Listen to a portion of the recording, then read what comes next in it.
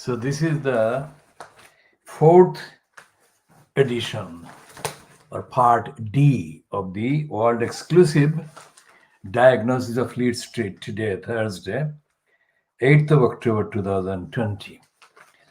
And we earlier mentioned Gupta Associates tap millions in pandemic loans. Now, we didn't wonder or we didn't have the time to discuss Gupta, the name, and observe whether that name was in any way linked with the Guptas that featured so prominently for several years in South Africa. And the extensive reports in South African outlets about the Guptas coming from India and establishing a multi-billion-dollar operation or series of operations, who were deeply, deeply involved in the corruption that were featuring in the news about the then quote president. And this is the point at which we shall just make a note about the Guptas, and we shall look further into the possibility of that there might be in any way connected with the Guptas that featured in South Africa.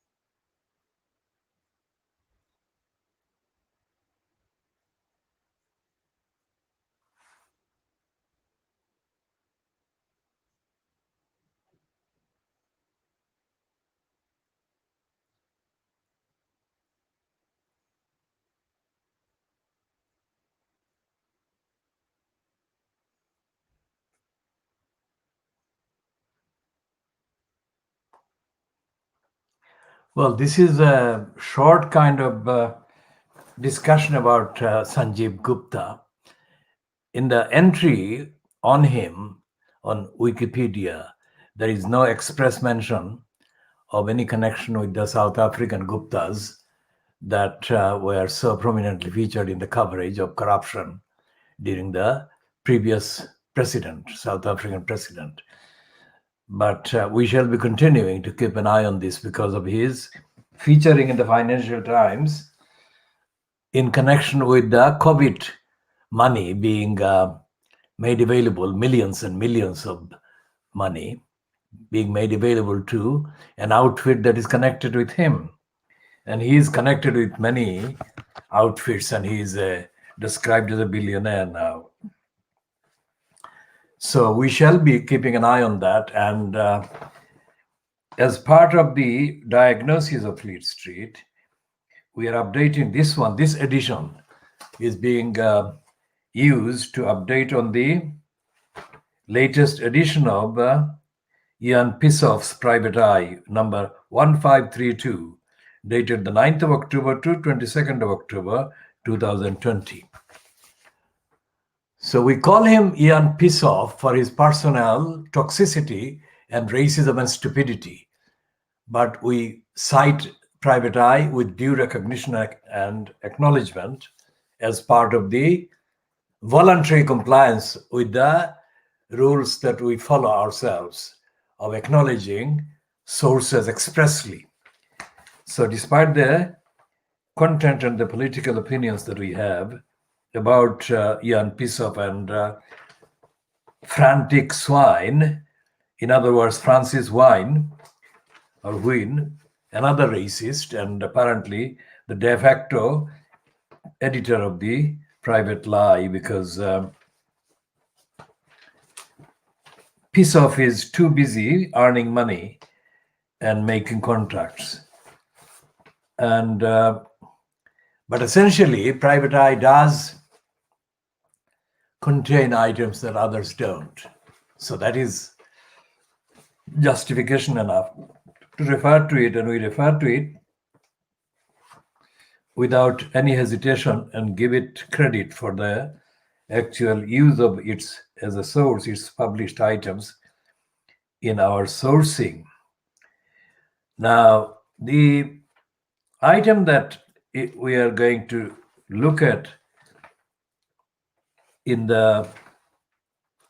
this edition include the item about Paul Decker and the item about the convicted criminal Conrad Black's wife, Barbara Amil, and her book and her attacks on the people who have exposed her convicted husband, Conrad Black. And there is also a piece about Bill Deeds, who is the source of the Private Eye kind of joke phrase, surely some mistake, because that is Bill Deeds slurping when drunk. And that is a take on him, but it is a take by fans, because Ingram's, who was one of the founding gangs or gang of Private Eye, actually has a very high opinion of Bill Deeds. And it is him that, or his time, that introduced that phrase, surely some mistake.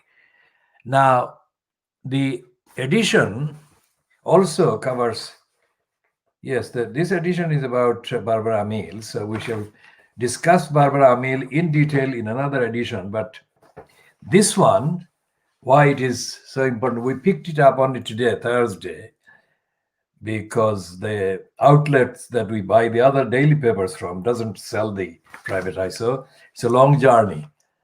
I mean, we had to make. So this is the one about Dame Harold Evans.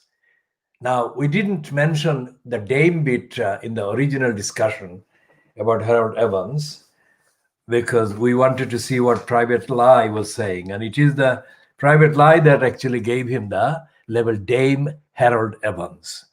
And I think a number of items appearing in the outlet when Paul Foot was around must have been kind of contributed to by Paul Foot. But this one is on page 13, Bad Times and Worse Times, and it is mainly pointing out the dirty digger Rupert Murdoch's times, publishing a lot of pack of lies about Evans, which we pointed out, but we didn't point out in as much detail or with as much exactitude that the private eye is actually doing the diagnosis of the Murdoch Times lying piece about Harold Evans. And Private Lie says that Harold Evans was kind of, he was a serial litigant against the eye. Well, that is not surprising. But that apart, I mean, the fact that the private eye is pointing out, and no other outlet has, to our knowledge, pointed out the fact that the Times, the newspaper of record, which it ceased to be for a long time ago, has actually published a pack of lies about the rows between Evans and Murdoch when around the time that Murdoch took over the Times and eventually forced or put enough pressure on Evans to leave. So, but that's not what the Times is saying, as quoted by the private eye analysis, and it says Murdoch's case was that the frantic pace at which Evans sought to change the paper had undermined staff morale and deprived the Times of its essential authority. The piece continued. Murdoch also struggled to understand why, having provided a generous war chest to make such staff changes as Evans thought fit, for every journalist let go, another was apparently swiftly in his place at a higher salary, within quotes. So the private eye says no hint that the main reason the owner turned against the editor was Evans's refusal to give Murdoch's beloved Margaret Thatcher the paper's unqualified support. Now that is the more likely reason. Or that what most undermined staff morale was the diggers' demand for redundancies. In February 1982, Murdoch, the month before sacking Evans, Murdoch asked that 43 journalists' jobs be cut. So that is a serious enough problem for any editor to actually accept. The reference to a generous war chest is doubly misleading. Murdoch always refused to tell Evans what his editorial budget was. Rupert likes to do these things himself. Managing director Gerald Long explained when the editor asked if he could see some figures. It was only after 10 months, imagine 10 months badgering, 10 months of badgering, that the chief accountant provided a glimpse of Murdoch's secret budget for the Times, 7.7 million, a cut in real terms of £1 million on the previous year's budget figure. Evans's changes to the Times soon provoked resistance from readers. That is what the Times said. The obituary asserted. Over the years, the digger has often pretended that falling sales were a reason for the sacking. But that is no reason for the Times to believe him.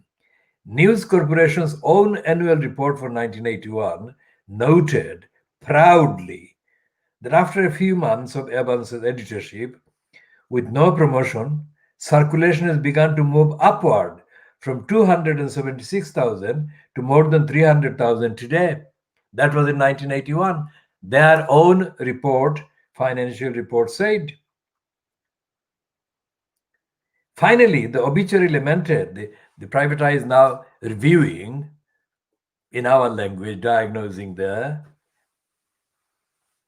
obituary that the Times published, the false obituary. We covered that. We said it's a false, it's misleading, and it's a pack of lies. But this is a first other kind of corroboration of what we have said.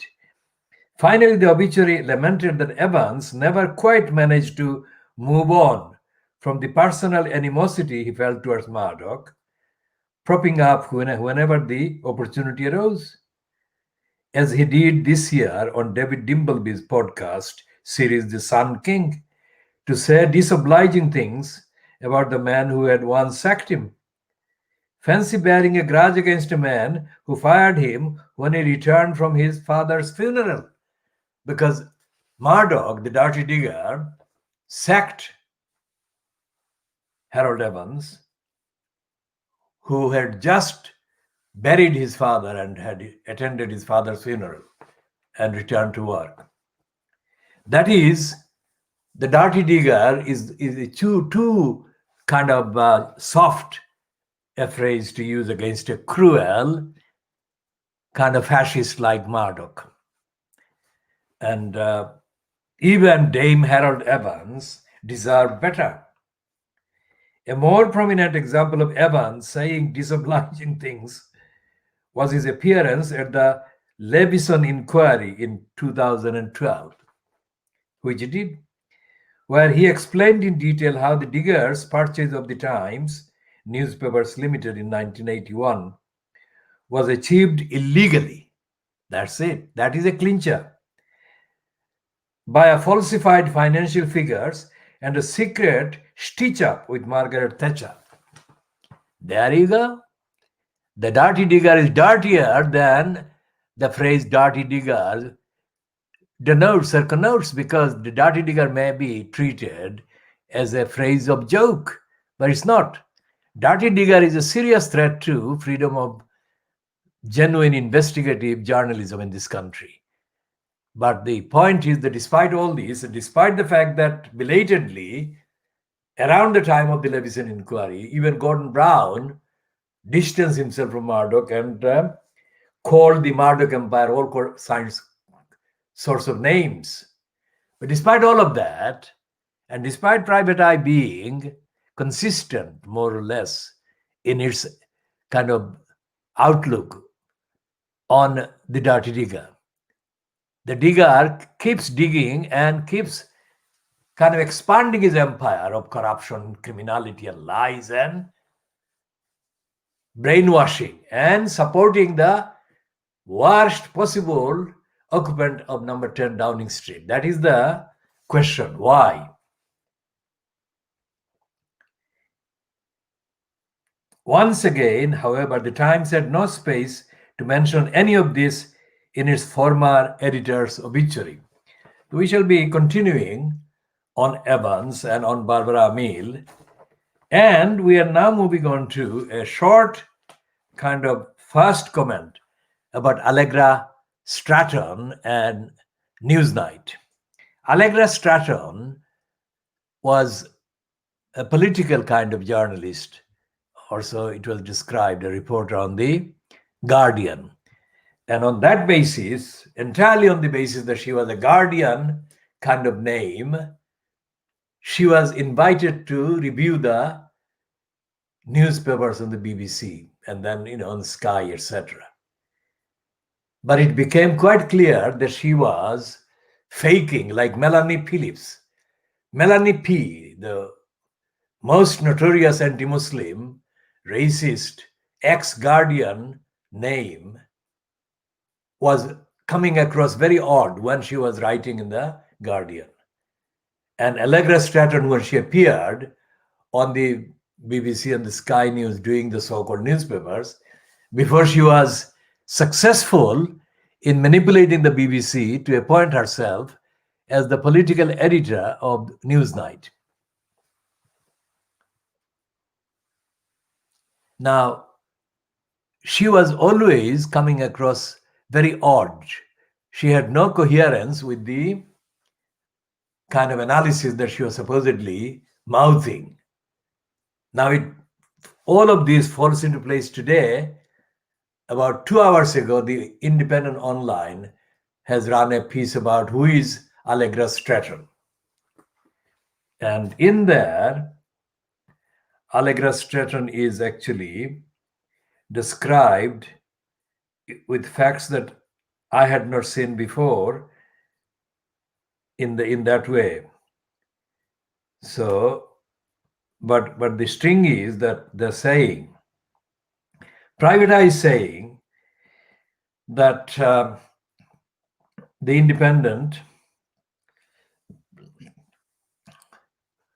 is owned by the recently ennobled son of a former of a KGB officer. That is the Private Eye is saying about the Independent. Private Eye is saying about the Independent. So Independent is owned by the son of a KGB officer. They are not using the former. So given that little kind of caveat, the piece in the Independent about Allegra Stratton is very interesting, and I shall be elaborating on that one in a minute. Why I say it's very interesting. So the BBC has got an item on her, and as has, okay, let's see. So BBC has got one, and it is the Huffington Post UK, which is repeating what the Independent had said 2 hours ago. When I first saw it, it was 1 hour old. So whether the Huffington Post wrote this piece or the Independent wrote this piece is not yet decided, because I cannot see any attribution here, except the Huffington Post has published its version or its kind of report on Stratton 1 hour after the Independent ran it, where I saw it first. So they're running the identical headline. So let's look at the identical headline and the kind of photograph. Identical photograph as well.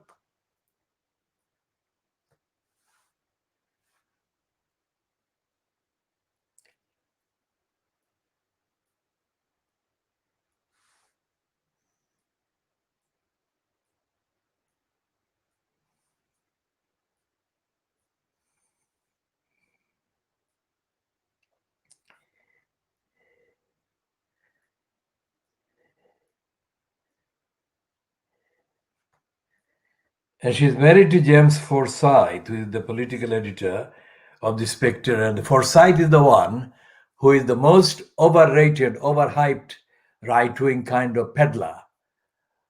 I mean, the Mail on Sunday and all the right-wing outlets overly praise him. But any student of any of these outlets would know that none of them reveal anything. So he's walking the corridors of power. That's how he is described. He's not the only one that has been described like that by the Mail. But the point is that he never produces anything original. He's a right-wing, semi-fascist propagandist for the anti-democratic coup that is ongoing, has been ongoing since Gordon Brown gave the governments to the conservatives and the Lib Dems.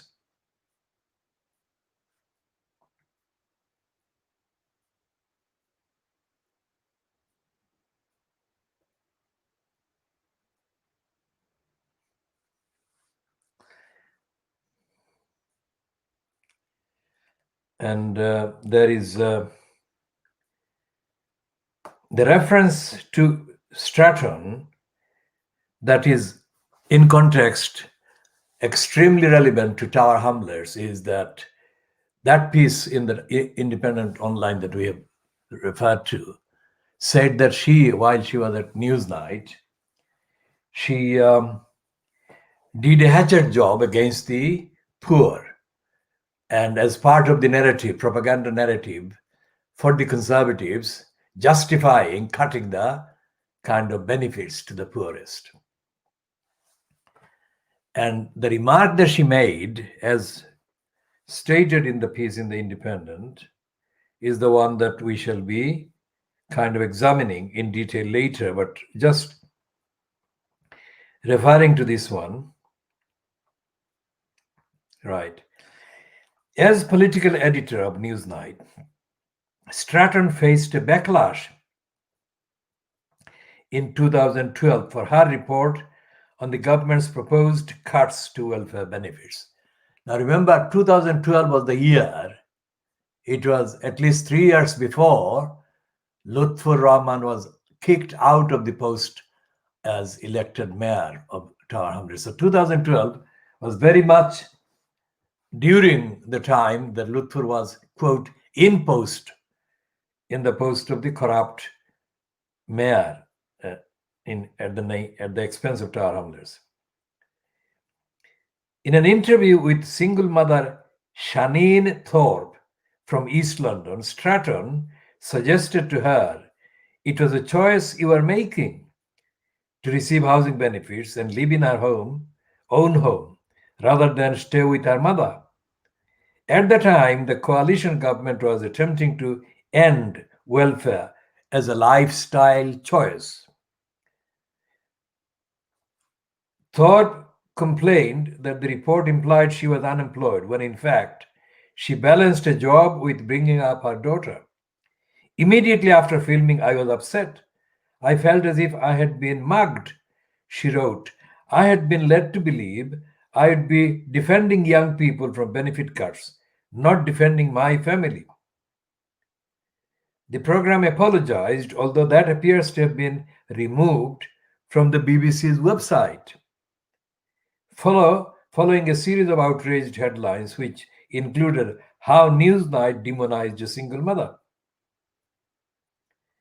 What does the government say? Stratton was quickly named as a favorite to become the face of number 10 when plans emerged in July. She was appointed after a recruitment process which set out to find someone who could communicate with the nation on behalf of the Prime Minister. The Prime Minister was said to have been impressed with her abilities while working at the Treasury. Though Downing Street is yet to comment, a government source said, well, there is a grammatical error in the piece here. It says, a government source told the PA news agency that she will become the new spokesperson for televised press conferences in a politically appointed role as a special advisor. Unlike civil servants, SPADs, that is special advisors, as they are known in Westminster, can give political advice to ministers as well as criticize opposition parties. Keir Starmer, who plans to give monthly press conferences in response to number 10's move, has warned that the daily briefings from a political appointee risk unbalancing the political discourse. Now, that is Keir Starmer being again stupid. It is not risking anything new. It has been already unbalanced, way out of balance for a very long time, too long. And Starmer has been asleep. This is completely unbelievable stupidity and ignorance and lack of connection on Keir Starmer's part. And let's see what else it is saying. Because we are looking for the piece about the piece that actually expressly mentions Tower Hamlets at the time.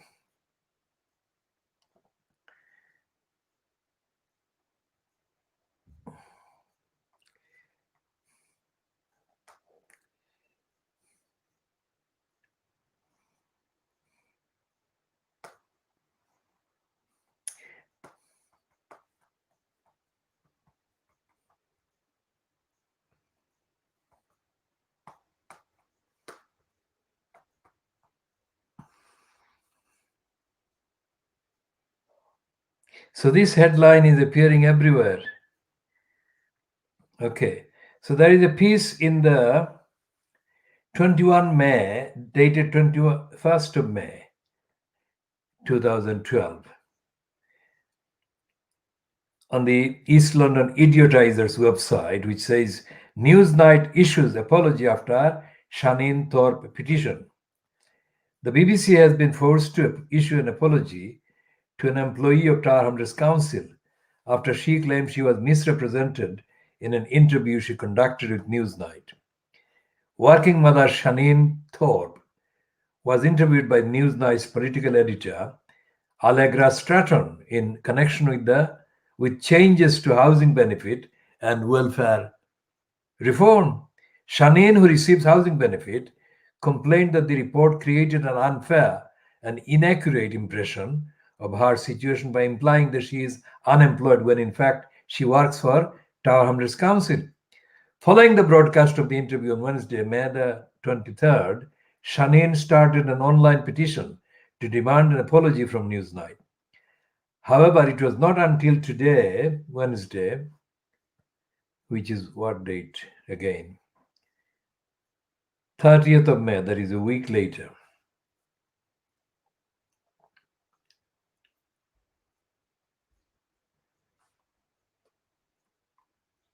The BBC issued a statement saying Newsnight was sorry to hear Shaneen Thorpe was unhappy following her interview. While the BBC is still yet to receive a formal complaint, Newsnight contacted Shaneen to hear her concerns. We are happy to accept her contention that her current situation was not made clear and have apologized. After the report, Shaneen was forced to take to Twitter to clearly clarify her situation and air her grievances about the way she was portrayed. She tweeted, "To set the record straight, I work for Tower Hamlets Council. I've worked since 16 and only get help towards my rent because it is so high." Introducing her online petition, she added, "I did not expect to be personally scrutinized, have judgments made about my choices, and asked why I didn't choose to get rid of my child." Now that is what the BBC did and Allegra Stratton did, and there is plenty of opportunities about Allegra Stratton updating her cruelty and her contempt for the poor and the low income people, now that she has become Boris Johnson's favorite face to save his image. What else is going on in here, we don't know yet. Why Allegra Stratton? But things will be revealed sooner than it may appear to be the case, because she has got this particular update on her cruelty and her contempt for the poor is not going to help her do any serious good for the damaged incumbent Boris Johnson, really.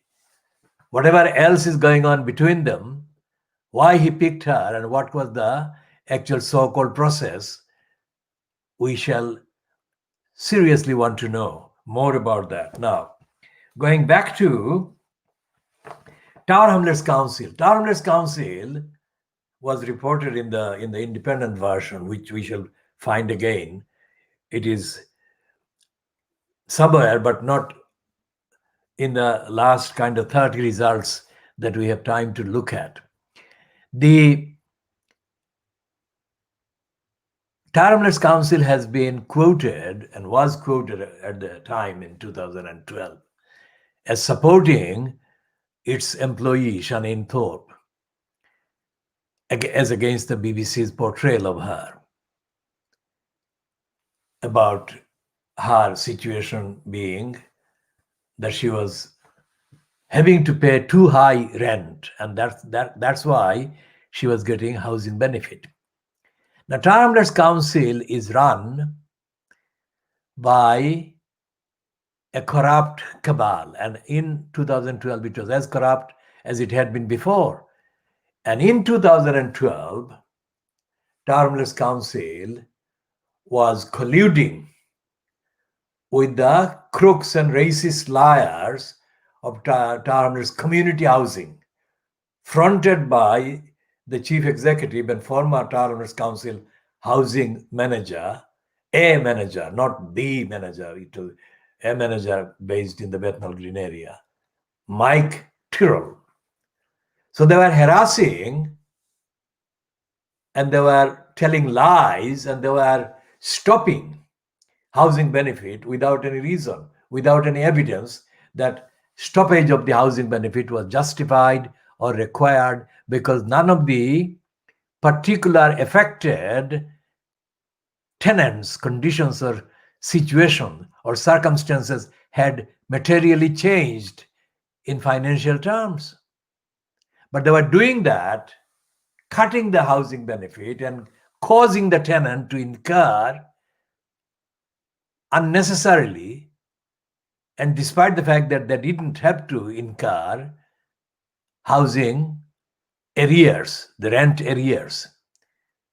And as we have said in the previous relevant sections or editions, the crooks in Tower Hamlets Community Housing colluded and conspired with the housing benefit manager in Tower Hamlets Council, the racist criminal Steve Hill, to confect a scenario whereby they could jointly create housing arrears so that the victim of their plot could be then evicted from their home. Remember, that was the eviction plot hatched in July 1996 by the same criminal, Mike Tyrrell, who was at that time still employed as a housing manager in the Bethnal Green area.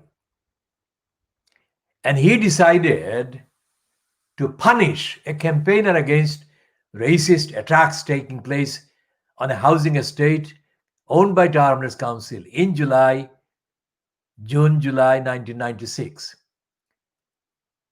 And Tyrrell's sole purpose was to punish the campaigner against racist attacks. So Tyrrell got the support of Steve Hill, the housing benefits manager, who is still in that same post, although he has got extra bits added to his remit. So this racist criminal was conspiring with the racist criminal, Mike Tyrrell. And the both of them were aided and abetted by the racists in the DWP.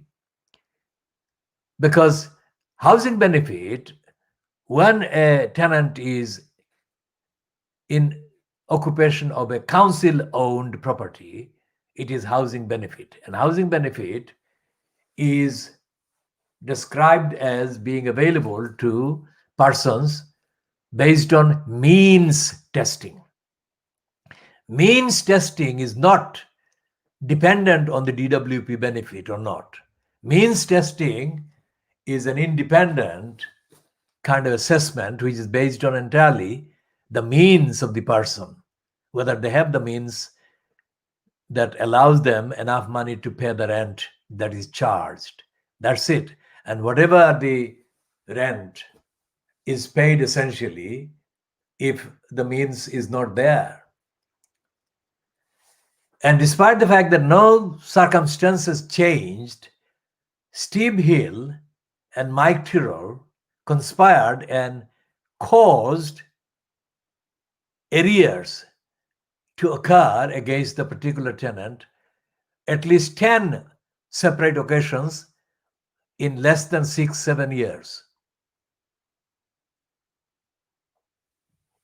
Now that is a fact. And that fact is not yet kind of accounted for by the THCH or Tower Hamlets Council, who owe very huge damages. But going back to the story about this Newsnight editor at the time, who has now been declared tonight as the new face of Boris Johnson's propaganda. and wonder if Boris Johnson, who is notorious for adulterous behavior, was influenced in any way by the appearance of Allegra Stratton. This is not a factual assertion. This is a contextual, justifiable assertion. What was the deciding factor why Johnson went for her? Because she meets the various criteria of appearance that would draw Boris Johnson. Look at the profile, look at the faces of almost all his adulterous kind of partners. The latest one has now been revealed as having been his adulterous sexual partner, Jennifer Arcuri, in Tom Bauer's book. Although Johnson and Arcuri may have thought that that was kind of buried after the 12th of December 2019 gift of the election by Corbyn to Johnson. But it seems that Jennifer Arcuri keeps hitting back and striking back as a kind of image with which to examine Boris Johnson's character. And the fact that this is coming back might be also of interest to the Greater London Assembly. And Len Duval, who was the person who was making various statements last year about the Greater London Assembly or Greater London kind of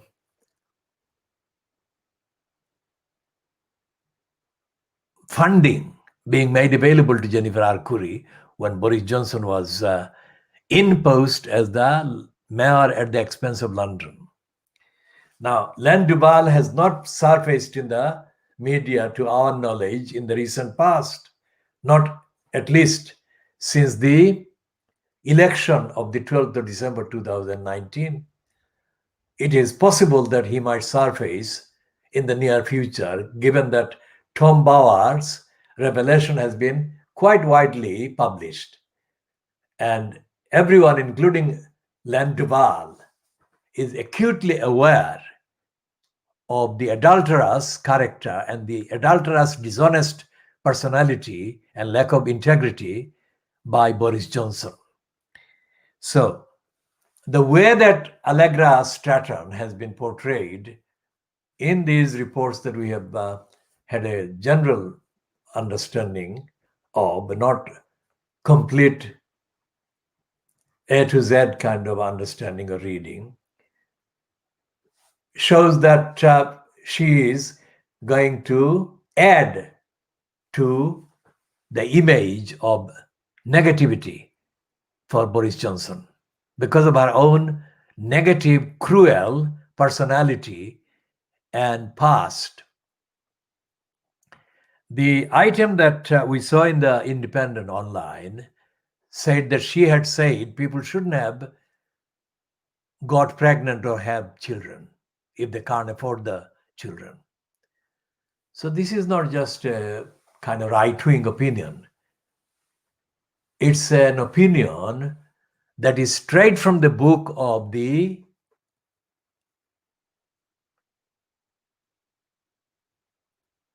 people who don't want the poor to have children. It's as fascistic as that. So Allegra Stratton is a fascist who doesn't think that poor people should have children if they can't afford to have them. So this is the fascist who worked on the Guardian, so-called liberal paper. And we shall be talking about her and Steve Hill and Mike Tyrrell and the DWP all in one context and in all in one kind of reference, which is the role of the Term Council. Because the Term Council in that particular defense, so-called, of its employee was coming across as if it sympathized with and was in solidarity with the poor, whereas it was actively engaged in making up stories against innocent tenant or tenants to make them fall in arrears so that they could be evicted. This is too serious to be allowed to pass. It shall not be allowed to pass. And we shall be coming back to the role of Townless Council as well as Neom Council as well as the Greater London Assembly and others involved in evicting as a deliberate, intentional criminal assault as a punishment against tenants who they think are too actively considerate and compassionate and campaigning for rights of others in the community.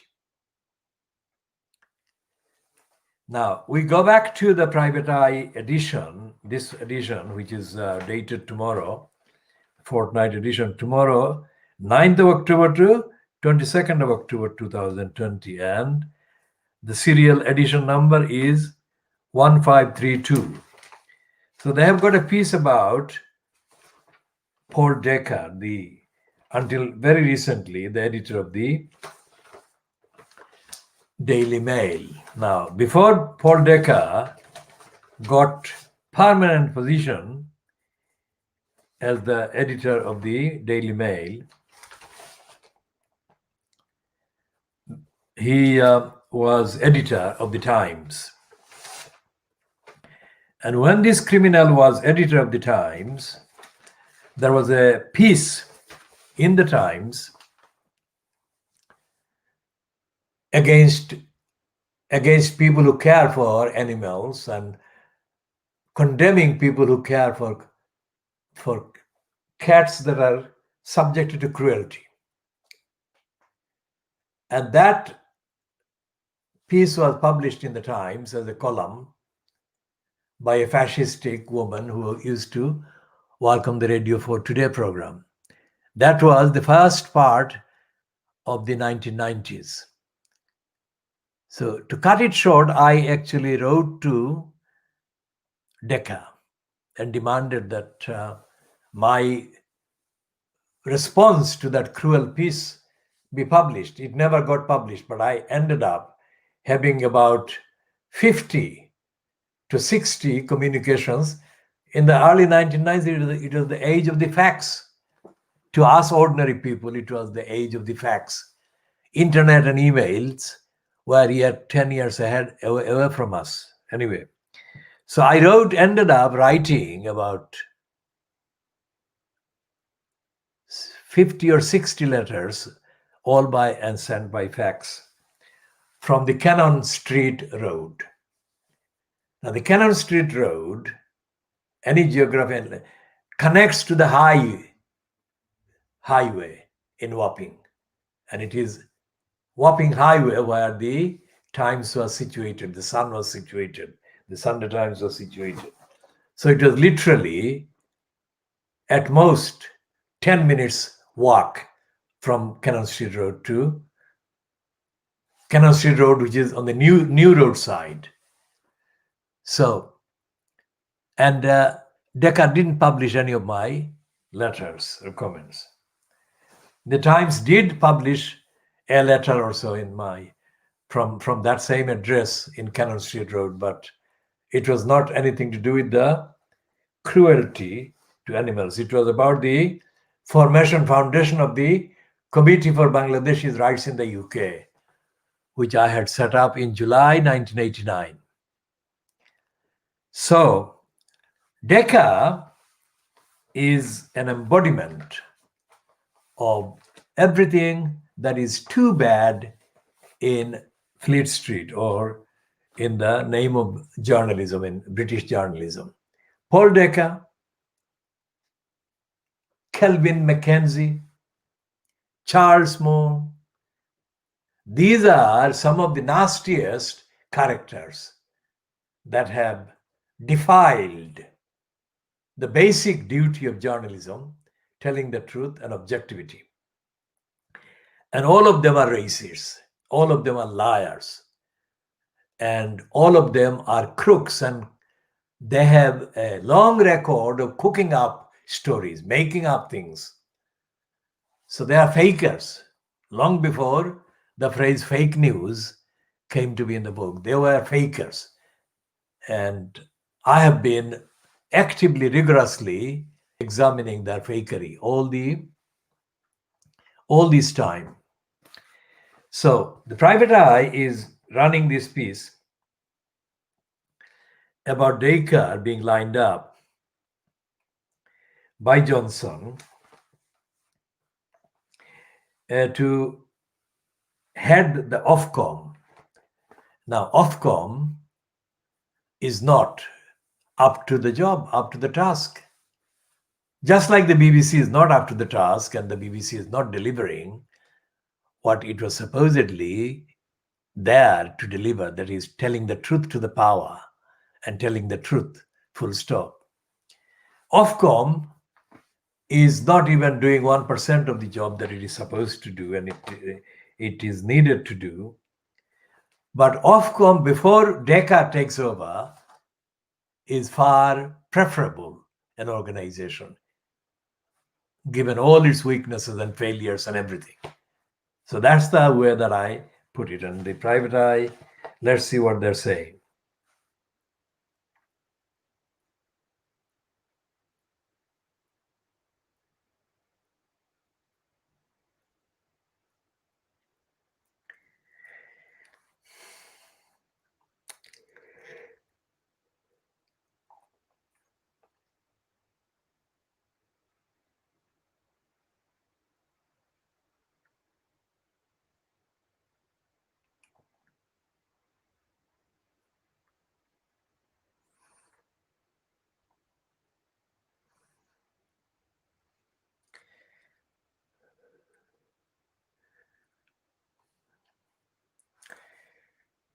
So in 2011, Paul Decker revealed the devastating facts about Ofcom, that it was packed with overpaid, back-scratching metropolitan new labor cronies, living high on the hog at our expense.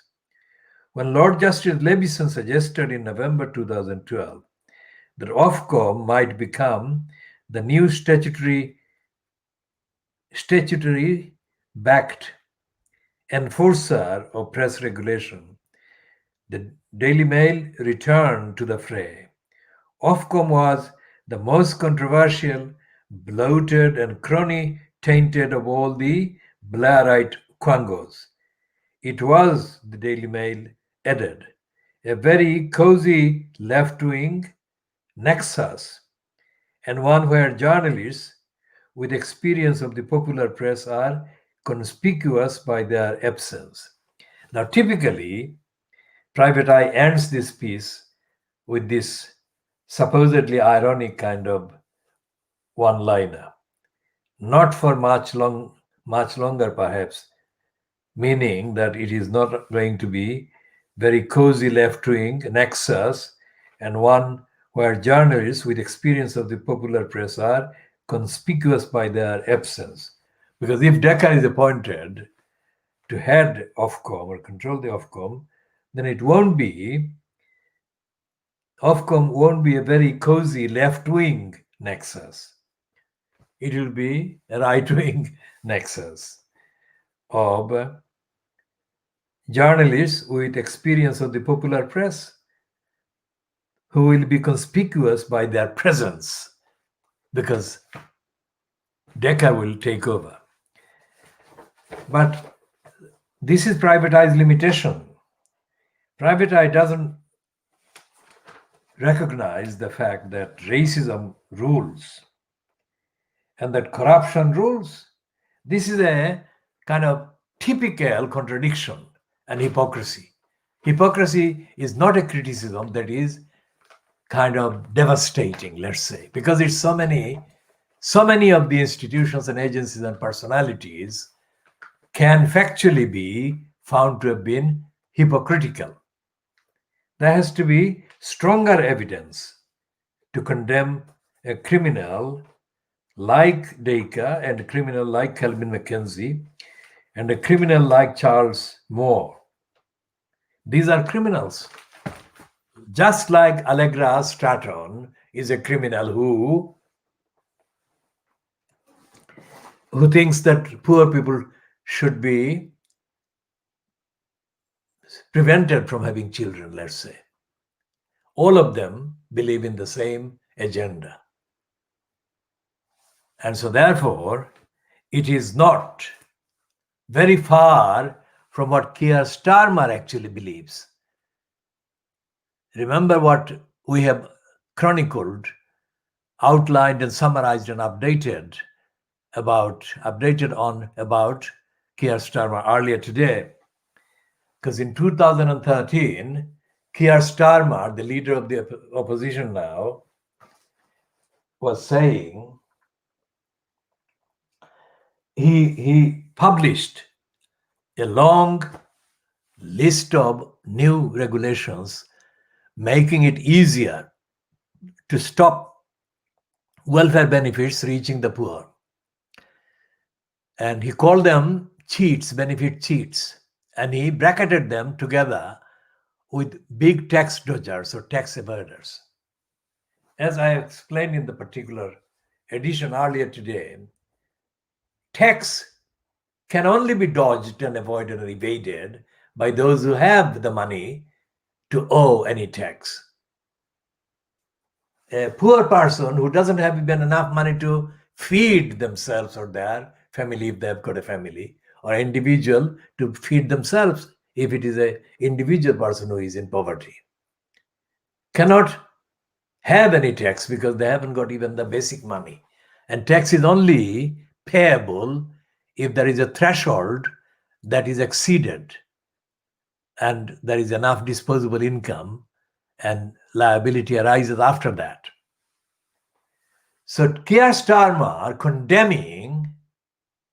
condemning the poor for the sins of the tax dodging rich shows his contempt and his contemptible ignorance and cruelty. So the guy who wrote the propaganda piece about Starmer after Starmer was first appointed as the director of public prosecutions, this character called Renton, not John Rentoul, but Renton, who styled himself as a member or a supporter or an attender of the socialist labor lawyers outfit, which he said he was attending at the time he heard about Starmer being appointed the DPP by the government in 2010. Now, Starmer is hiding under the guise of being the Labour Party leader. But he's as cruel as Allegra Stratton, as cruel as Anne Widdecombe, as cruel as Margaret Thatcher, as cruel as all the other right-wing, conservative, neo-fascists and fascists who are in parliament and have been in parliament or are outside parliament. And these are the people that Starmer resembles ideologically in terms of his outlook and attitude. So the time has come, and I have been repeating this on the evidence, to arrange the installation or finding of a replacement of Starmer as the leader of the Labour Party. The Labour Party needs a leader who is outspoken, who is compassionate and outspoken for the rights of everyone, and who is enlightened by reading and scholarship and understanding of society, and who is compassionate and passionate for compassion, a society with compassion. Those are the things that are absent from Starmer. Any kind of look at Starmer must convince the observer or onlooker The Starmer is physically alive, but morally he's dead. We don't need a deadbeat when we have got fascists in control of the machinery of government in this country. When the country is facing deadly virus, which these criminals are allowing to kind of get out of control. Again, it's their fault and they're not being held to account. Instead, Starmer is echoing the reactionary side of the divide. So we shall be continuing in due course. And for now, we are ending this one about the British press and the British mainstream. And we say a few words about the situation in Bangladesh, about the gang rape that happened on the 25th of September 2020 in the Sylhet MC College hostel during the pandemic.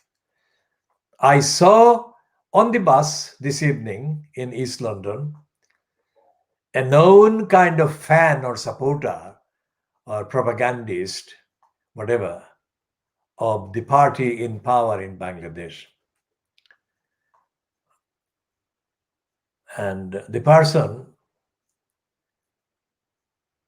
asked me what was the news. It's like a general greeting. What's happening? What is happening? So I told him that he should know more than I did. And he said, why? And I said, MC College. Now this person said, oh, that's old news. The conversation took place in Siloti. So he said that's old news. Now that's where I begin. If a gang rape is old news, then what is the definition of new news? Well, new news, because it came out after the MC College gang rape, but it actually happened more than a month before, is the organized public humiliation of a woman who was robbed of her clothing and she was naked while her husband was tied down, and she was paraded while she was naked. And it was done by, as reports say, by a member or supporter of the ruling party, the Awami League. And not far from Silot, another town in the other division or another area had witnessed a gang rape of a woman. 6 or 7 gangsters raped her. So we say that not only have the criminals, rapists, been prevented or stopped attacking women in Bangladesh, but they're committing similar rapes in other parts. So the demand is that rapists must not live in Bangladesh. And no rape must happen again. There has been no actual statement from the government of the controlling kind of outfit in Bangladesh now about this. Individual party members and so-called ministers have made very weak and kind of ritualistic statements. None of those statements remotely suggest that they are interested in bringing an end to rape and violence against women. And I'm saying, and this KhoodeelaR campaign is saying, and our movement is saying, that we shall be continuing to demand that rape should be Rape and violence against women must be stopped, full stop. And that rapists and violent attackers of women must not be allowed to live in Bangladesh. And as far as the general structure of governance in Bangladesh is concerned, I am convinced, based on the evidence that I have observed from distance, nearly 50 years, in fact, 50 years, well, it's the governance structure doesn't exist in Bangladesh. And the narrative, the kind of moral, ethical, democratic, transparent, accountable, humanitarian, and compassionate narrative doesn't exist in any part or at any stage of the bureaucracy or bureaucracies that are occupied by millions of publicly paid personnel. And that includes, of course, the various courts and tribunals and the various quasi-judicial kind of outlets and outfits. And the so-called elected democratic representatives in areas like the areas of the violence and rapes of women and the other attacks on the women, because a similar attack took place not long ago, as I have said, against a mother and a daughter. But in that case, I think the mother and the daughter were not stripped naked, but they were paraded because the mother refused to allow the thug to marry her daughter, because the thug was already married, and in any case, he was unfit and unsuitable, full stop. And the mother and the daughter had every right to say no. So they were paraded, and nothing happened to them, to the perpetrator and his co-criminals. So violence against women is not happening in kind of outside of public view, not in private. Violence is being paraded openly against women.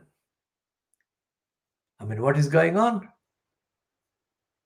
This is something that should horrify any person, let alone anyone who makes a case of Bangladesh liberation being based on the promise that liberation would mean freedom from being raped, as so many women were raped by the Pakistan army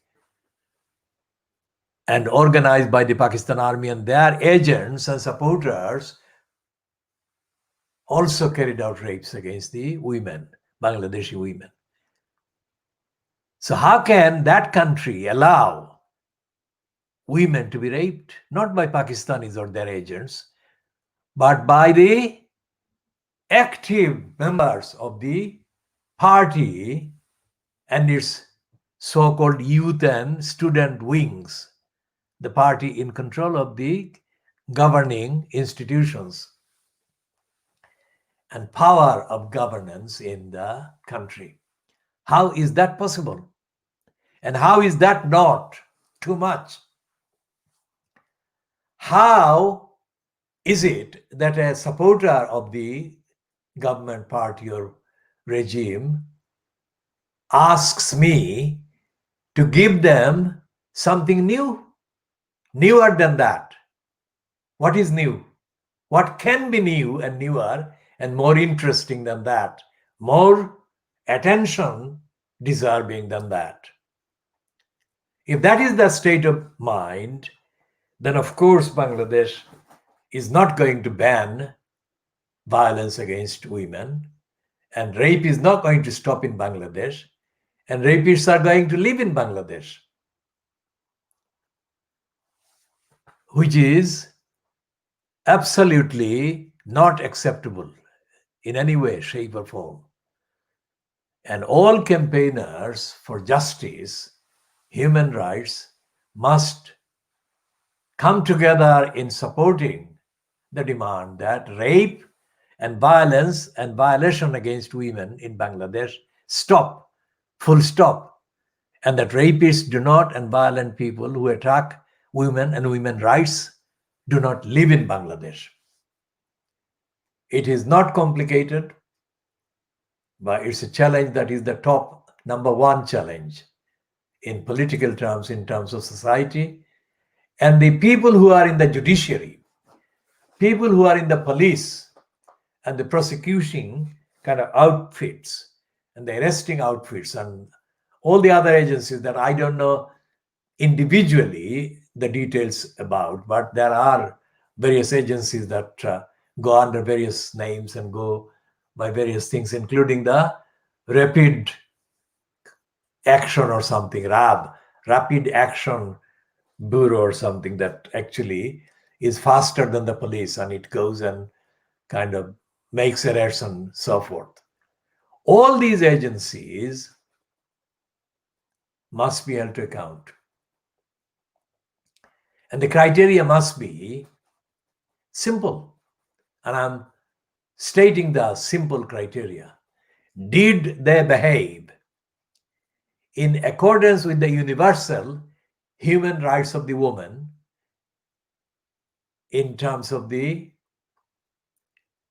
use or abuse or lack of use of their powers to protect a woman under attack, or the woman who has been just attacked? Did they do that? And that has to be evaluated on a regular basis, 24/7. And that must be the emergency. Protecting women and stopping rape and making the rapists not live in Bangladesh is the emergency now. We shall be talking about the Rohingya women being and Rohingya families being exploited for passports and other favors by corrupt members of society who are alleged to be linked with the ruling party. We shall be talking about that in due course, not in this particular edition. But the point is that in Bangladesh, there is no due process, active due process in place, which is the first thing that should be seen to be working, and working objectively by international standards, not by nepotistic definition contrived by the powers in place now. It should be internationally defined due process. And that is the least. That's the first thing, and that must be brought about in order to stop rape, in order to stop violence and violation of women in Bangladesh, and to make sure that violent attackers of women and rapists do not live in Bangladesh.